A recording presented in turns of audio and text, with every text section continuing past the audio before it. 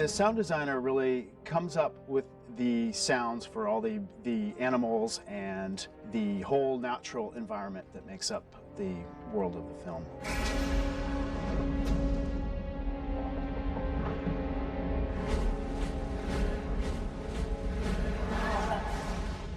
The ones where you sort of hear, you can actually hear the human quality of the scream are good. Part of our sort of philosophy behind the sounds in this film was to have the sound effects really be as naturalistic as possible. And part of that involves recording sounds in, outdoor natural spaces as opposed to in a studio.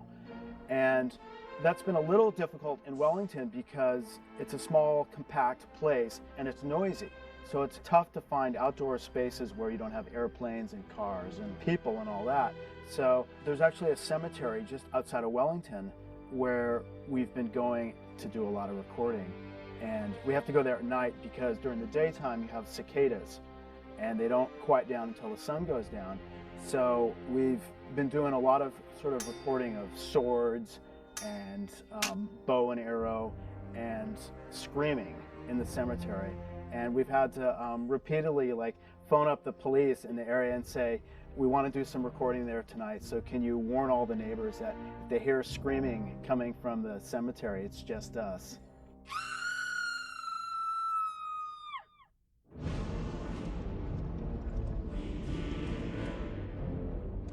The dead marshes are an environment that lend themselves to incorporating a lot of different vocal elements because it's really this place where all the ghosts of the elves and the other people who have fought in these battles from the past, their souls are sort of trapped in the marshes. And so what we've done in terms of the design is all the sounds that we hear are vocal based. Again, it's these sort of like mud bubbles percolating up that are whispering.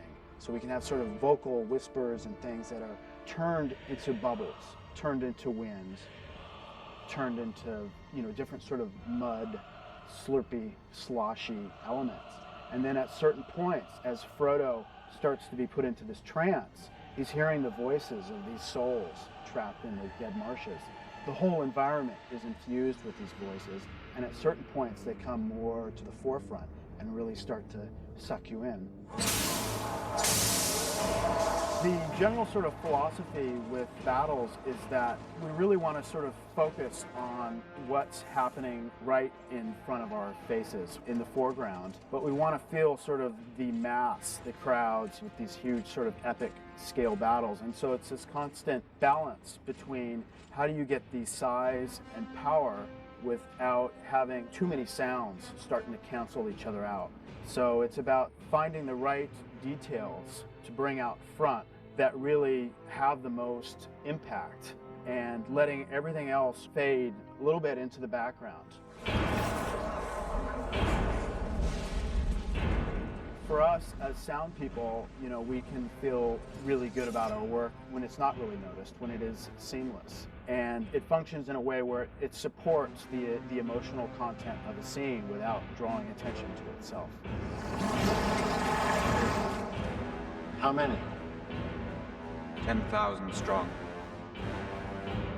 Let them come.